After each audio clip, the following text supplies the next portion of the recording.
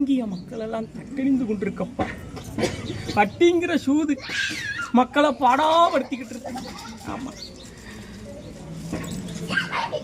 வாத்தியாரு போல குரு போல ஒவ்வொருத்தரும் என்ன செய்வான், நம்ம குழாய் போட்ட தம்பிமாரெல்லாம் வீடு வந்து என் கடன் பணத்தை இப்பமே தான் என்று என் மக்களை எல்லாம் சிந்த கலக்க செஞ்சிடுவான்ப்பா. அதனால உங்க உழைப்புக்குள்ளேயே வாழ்க்கை நடத்தி வாருங்க மக்கா. உங்க தேட்ட வீண் செலவுக்கு விருதாயிடாதீங்க. அவரவர் தேடு முதலை அவரவர் வைத்து ஆண்டிடுங்க மக்கா.